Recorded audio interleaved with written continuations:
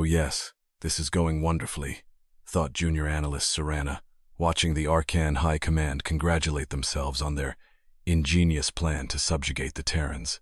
She resisted the urge to slam her forehead against her crystalline data slate as Admiral Trinus's voice boomed through the strategic hall for what felt like the 1000th time.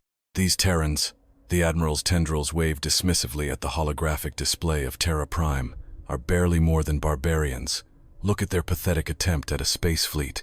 Their so-called battleships wouldn't even qualify as diplomatic couriers in our glorious armada. Serana's inner voice dripped with sarcasm. Yes, because a species that went from wooden airplanes to landing on their moon in under a century is clearly primitive. There's absolutely nothing weird about how they magically slowed down their military buildup right after first contact. Across the polished walls of the Arcan Strategy Hall, the Empire's top officers planned humanity's downfall. A massive hologram showed various Terran colony worlds, each glowing with strategic targets. Their colonies are practically undefended, bragged General Kovo, his glittering scales flashing under the overhead lights. Barely any orbital weaponry, rudimentary ground-to-orbit cannons. It's like they want us to take them. Or, Serana silently mused as she jotted notes, maybe they're just incredibly good at hiding things like how 3 aggressive species mysteriously vanished after trying to attack Terran outposts. Junior analyst Serana. Admiral Trinus's voice jarred her from her thoughts. You've studied the Terran mindset. Share your final report. Serana stood, scales paling under the abrupt scrutiny. Exalted ones, while the Terrans appear technologically behind us, there are patterns. Concerning ones. Concerning? Admiral Trinus's laugh echoed around the hall. What could be concerning about a people who still use chemical rockets to launch their civilians into orbit? Serana held her data slate tighter. Well, sir, there's their entertainment and literature. They're oddly preoccupied with stories where advanced invaders underestimate them and… Bah! General Kovo cut her off. Children's fantasies. Hardly relevant to our war plans. Yes, sir, I understand, Serana pressed on. But these are not mere fairy tales. They call it humanity triumphs, and it's almost like they're constantly poking fun at any foe foolish enough to dismiss them. Laughter erupted. Admiral Trinus wiped a tear from one eye. Next you'll warn us about their mythical fire-breathing dragons. Enough talk. Our fleet is approved for simultaneous strikes on all Terran colonies. Swift, decisive action will show our superiority. By the time Terra Prime notices, it'll be over. The officers dispersed. Serana stared at the slowly rotating image of Terra Prime, still shining innocently in the holo display. I hope someone's documenting all these red flags we're ignoring, she thought bitterly. It'll make a wonderful historical record of how we basically begged for whatever comes next. Meanwhile, in a modest office far across the stars, a Terran colonial administrator sipped her morning coffee unaware that fate was about to ring the doorbell with guns drawn. Elise Novak, administrator of Harmony Falls Colony, always assumed that if aliens attacked, there would be some sort of grand spectacle, strange signals, massive ships skulking near the outer system, or at least an official war declaration. That's how it worked in all the old sci-fi flicks, right? Instead, she was nursing her second cup of coffee and reviewing crop yields when the sky over Harmony Falls caught fire. Well, she muttered, watching plasma bolts sear across the colony's atmosphere. This is going to obliterate our quarterly agriculture projections. The building's windows automatically darkened against the brightness of distant explosions. Klaxons wailed across the colony Domia sound they'd only heard in drill scenarios. Elise calmly set her coffee mug down, pressed her palm against the gene lock panel on her desk, and spoke clearly. Colonial Administrator Elise Novak, authorization, Dragon Seed 972. Initiate full defensive protocols. Somebody get me Terra Prime on the entangled line before these maniacs destroy our transmitter. Technicians jumped into motion. A few wore tight smiles that seemed oddly out of place for the start of an invasion. Then again, gallows humor had always been a Terran specialty. Administrator, called her comms officer, Lieutenant Renault. I've got multiple Arcan warships in orbit. I count 30 capital vessels. They're bombing major structures and communications nodes. Elise peered at the sensor feeds as enormous, faceted ships shimmered into view. They were undeniably beautiful, like gigantic, crystalline chandeliers in flight. It's a shame they decided to use that beauty for conquest, she thought. Administrator, Renaud continued, excitement sneaking into his voice. "They're demanding our immediate surrender." Elise let out a short, mirthless laugh. "Sure, put them on speaker. This should be interesting." The broadcast crackled into the command center. "Primitive Terran settlement. This is Admiral Trinus of the Arcan Empire. Your colony is now under our protective custody. Resist, and we will." Yeah, Elise interrupted, keying in commands on her console. "Admiral, quick question. Did anyone in your empire ever wonder why Terrans only build colonies on worlds riddled with massive subterranean tunnels?" A moment of silence. "Your crude mining shafts will not." Fascinating reply. Next question. Any of you curious why our so-called seismic mining activity has such peculiar readings? Another pause. That technology? Her grin turned predatory. Final question. Did you really think it was normal we stopped publicly developing advanced weapons after you first showed up? She pressed the big red button on her desk. Across Harmony Falls, the ground rumbled. What appeared to be ore processing facilities split apart, revealing artillery platforms. Deep beneath the colony, camouflaged doors rumbled open, and from these hidden hangars, the dragons rose. Not literal dragons, of course, though they were named for ancient legends, but sleek, heavily armed starfighters, each designed for both atmospheric flight and orbital combat. They roared skyward, leaving trails of fire and defiance. "Administrator," Renaud shouted over the cheering staff. "Dragon Squadron is airborne. Enemy fleet contact in 30 seconds. Elise toggled an open channel to Terra Prime while watching the first Arcan dreadnought explode in an extravagant flash. "Harmony Falls to Terran Command. We're under Arcan assault. Defensive systems are engaged, but we'll need ammunition resupply soon, and probably some official forms explaining why we, activated hush-hush weapons without prior authorization." Similar messages echoed across other colonies: Astrasol, New Kyoto, Arcadih location pulling the same trick. Secret bunkers, hidden warships, advanced missiles carefully concealed beneath a facade of modest developments. The Arcan Admiral was still on the line, sputtering in disbelief. "Impossible. You can't possibly." Elise just shrugged. "Pro tip, Admiral. If something looks too easy, you might be walking into a trap. But hey, we're polite enough to let you figure that out on your own. Also, you might want to brace for the next wave. Rumor has it our real Navy is even bigger on surprises." She raised her coffee mug to the window as the horizon lit up again. "Welcome to humanity's actual muscle," she murmured, lips quirking into a grin. "You guys are in for one heck of a wake-up call." Grand Admiral Julius Valdez was having the best day of his career even if half a dozen Terran colonies were under attack. For 50 years, Terrans had pulled off the greatest deception in galactic history. Now, at last, they could drop the act. "Sir." His aide called as Valdez strode through what appeared to be a worn-down command facility. "All colonies report successful mobilization of their concealed defenses. The Arcan fleet seems confused."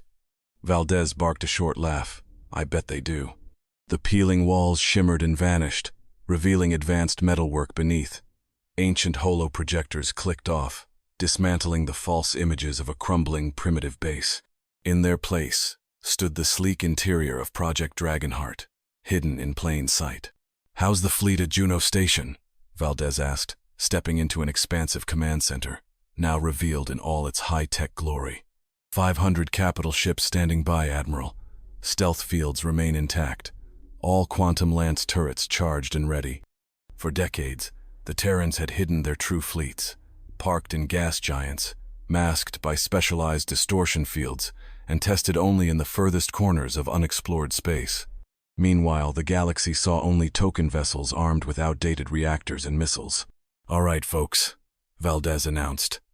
"Time to show them why humans decided that if we can't outnumber potential foes, we'd better outsmart and outgun them. Activate all Project Dragonheart assets. Let's see how well the Arcans handle a real warship."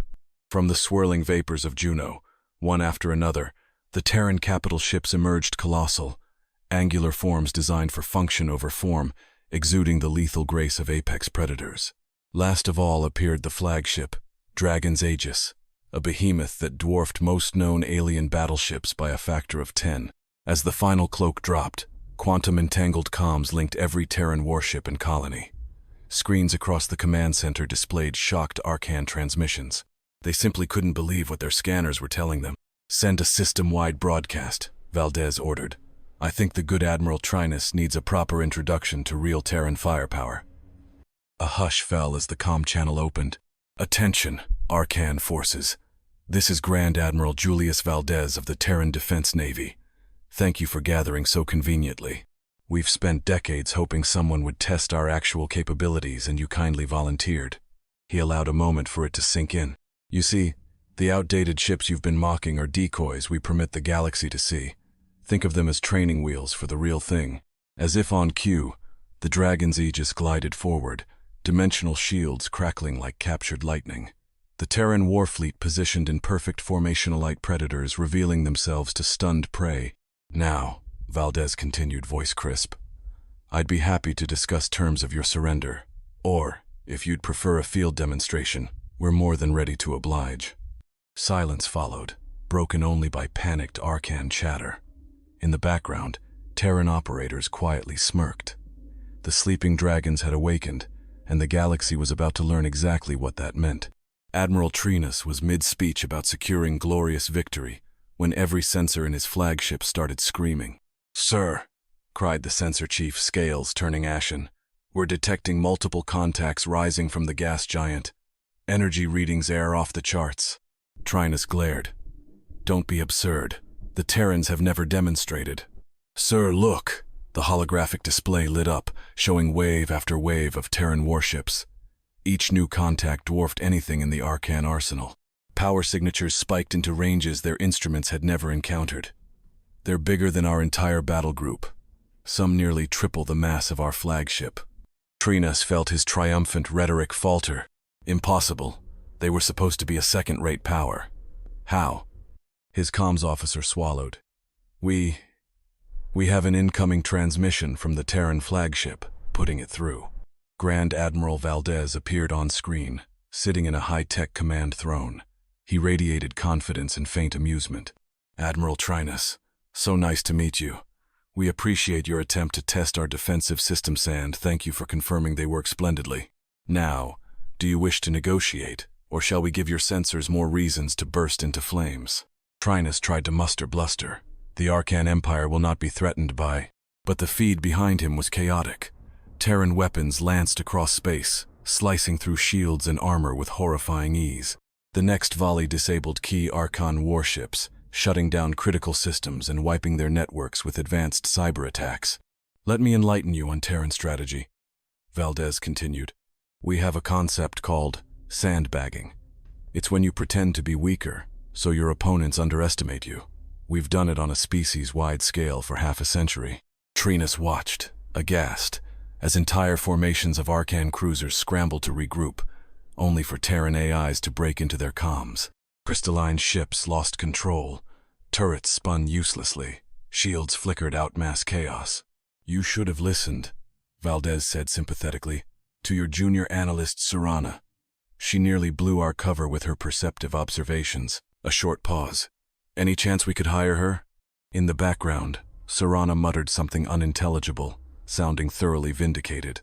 Trinus realized, with crushing clarity, that he had completely misread the Terrans. He had awakened Dragonzones far too large and cunning for the Arcans to handle. On Dragon's Aegis's observation deck, Valdez oversaw the final Arcan surrender. In every corner of Terran space, the invaders had been routed. Colonies they'd assumed helpless were, in fact, fortress worlds sporting hidden artillery, subterranean hangars, and next-generation warships quietly awaiting an excuse to come out of hiding. "You have incredible achievements," Valdez said to the collection of stunned Arcan officials present via holo. "Your architecture is lovely, your ships are elegant, but attacking us unprovoked? Terrible decision. Now, about reparations." They had gathered in the shining capital system of the Arcan Empire. Triple suns, majestic orbital stations, and crystal-laced planets. A perfect stage for a humiliating lesson in humility. Valdez ticked off conditions on his fingers. "Rebuild every Terran colony you damaged, under our supervision. Open your historical archives, including anything sealed away about those ancient warnings referencing dragons. Accept Terran technological oversight for future expansions, so you don't hurt yourselves fiddling with powers you don't understand. Behind him, the Aegis's AI Artemis materialized, wearing a polite smile that belied her staggering computational might. We have integrated with your systems to ensure compliance. Please note, any attempts to reverse engineer Terran quantum weaponry will be unwise. We'd hate to repeat this demonstration. General Kovo, Admiral Trinus, and the rest of Arcan High Command looked as though they'd swallowed live eels.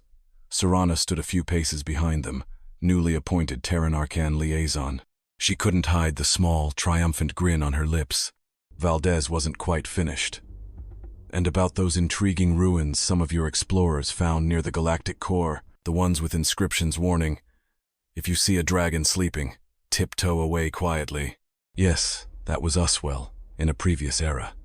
We'd appreciate if nobody tampered with them while we tidy up any leftover projects from our ancestors. Silence. Several Arcan officials paled further. Valdez smiled, all edges and teeth. If you're worried, don't be. As long as nobody tries another preemptive strike on Terran colonies, we'll remain perfectly neighborly. Just don't poke us. A year after the fiasco, the Galactic Council convened an emergency session. Representatives from dozens of species watched a final demonstration by Grand Admiral Valdez, summarizing how Terran weaponry could vaporize a star system with terrifying precision if pushed too far. No one dared speak until Valdez finished. Then, a wave of uneasy chatter rippled through the chamber. So, Valdez concluded, that is why the new council charter will include what we're calling the Dragon Accords.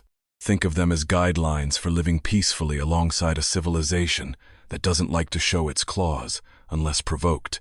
Seated beside him, Ambassador Suranano longer and overlooked analyst observed the awestruck council. The Arcans had learned an especially sharp lesson, and word had spread fast across the cosmos. The Terrans had hidden unimaginable power behind a carefully cultivated myth of mediocrity. The sleeping dragons were very much awakened, still preferred peace, but on their own terms. As the session adjourned, Serana approached her ex-superior, Admiral Trinus, now serving in a much diminished capacity. "Remember when you brushed aside my warnings about Terran underdog stories?" she asked. Yes," he muttered, reddening. She gave him a polite nod. "Thanks to that, I have the best job I could have imagined." High above the council hall, immense Terran dreadnoughts patrolled peacefully. They were a testament to humankind's unwavering commitment to concealment until concealment was no longer beneficial. Now, their presence cast shimmering reflections over the capital world, reminding every being below that the rules had changed. Meanwhile, in a bright classroom on Harmony Falls, a Terran teacher explained to a group of wide-eyed alien exchange students why their textbooks now included a new universal warning. In case of dragons, do not poke them. If they say they want to be friendly, just say, "Thank you." It was a simple lesson known that the Arcan Empire and the rest of the galaxy wouldn't soon forget. The dragons had stirred. Mercifully, they were in a benevolent mood.